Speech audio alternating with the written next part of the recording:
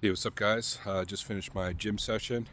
Gonna ride home, and I wanted to share an insight to you guys because it's something that I incorporated today in my session, which is I'm in this blast cycle. I'm working on increasing my strength in my bench press, among other things. But I want to share you one of my secrets to put on strength on the bench press, and it's something that I think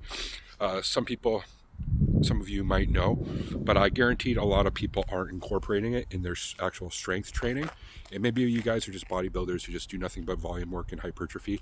So maybe this video is not for you, but I know a lot of guys, especially beginners, I think building strength is important because once you're able to build strength, especially in like your pressing movements, then you're able to do more reps of higher weight, and then like your growth curve will grow more exponential, and you'll have less plateaus. And maybe some of you who are experienced lifters are going through a plateau, so maybe incorporating strength training is a good thing as well. So I'll get right to it. This is just one thing out of many things you can do to increase your bench press, and conversely, this could be used to increase your like doing pull-ups and things as well, like pulling movement, rows, etc. But it's incorporating heavy isolation movements. And I guarantee for bench press, a lot of people are lacking on, it's not so much their chest, it's their arms, it's their tricep extension, blocking out of their pressing movements. And I know for a fact that increasing your arm strength is going to increase your bench press a lot. And so, doing the compound movements is necessary, doing the bench press itself is necessary, but focusing on increasing your arm strength, you'll be able to do a lot more weight on your bench press. And just like I said, conversely, with pull-ups, if you increase your bicep strength, you're going to be doing a lot more pull-ups as well. So increase, and so the whole point of this is, I know a lot of guys, when they do isolation movements, they do it more on doing more reps, like 12 reps, maybe 10, which is great. I do that too. It's great for the pump to do more reps, and it's less it's more, you're not going to snap your shit up as easily. You're not going to create an injury as easily. But the thing is, though, when you start going to like more 5 reps, I'm going to say, and even 3, say on the tricep extension, like I do almost full stacks sometimes, if not full stacks, on tricep extension with the triangle bar, not the ropes. And if you're able to lock out with really heavy weight on a tricep extension, that's going to translate to when you're pushing and you're locking out on that. So, and think about it, if you're able to just with your arm, just your triceps, do like 200 pounds, then your triceps as well as your front delts and this whole area, your whole shoulder girdle, pushing on top of that, you're able to push an extra at least 80 pounds, at least, if not 315, like whatever else, depending how strong your thing is. So I also suggest doing isolation movements, strong isolation movements on the pecs as well, pec flies.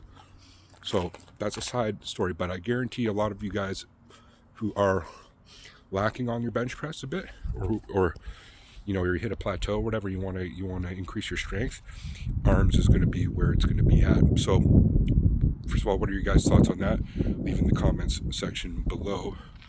And I want to start also by saying that this isn't the only thing. The other thing I really recommend is alternating strength and volume days.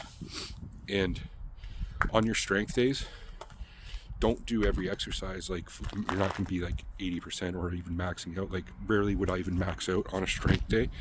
It's I prefer more of a 5x5 method. That's what I find the balance is, and then I work up to it. So I do a bunch of warm-up sets, which are technically like normal sets, like 12 reps kind of thing, until I reach that weight where I can only do it 5 times, and then I rep that out maybe for 5 sets. Those are my working sets. So that's what I did today with my bench press. Then I moved over to the dip machine, did a bunch of sets of that. Again, dips is a great movement for increasing bench press as well, but it does work your arms a lot. And then I went to the triceps, and then did a pyramid. So I started with 100 pounds, added 20 pounds, added 20 pounds, added 20 pounds until I got essentially 200 pounds, where I can only do it like one time. And I was looking at my arms in the gym after, and it was like the classic horseshoe shape. triceps. My triceps had a solid pump, and this is my strength day. This was even a volume day, and I got a solid pump on that. So, but this is my first month out of a few months where I'm going to be working towards trying to get that 315 max. I tried it my last cycle. I only got to like 285. So this time I hope to surpass that. Right now I think around, I think I could max like 270 right now if I really tried. But again, I'm working up to it.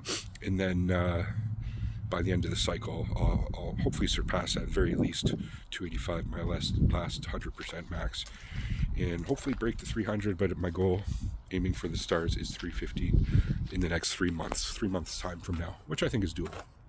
So if I stick to this routine, and again, I build my arms up proper, that's going to be, I think, the key in all of this, because I know for a fact, for myself anyway, that is what is lacking, at least because I can pec fly like full stacks, no problem.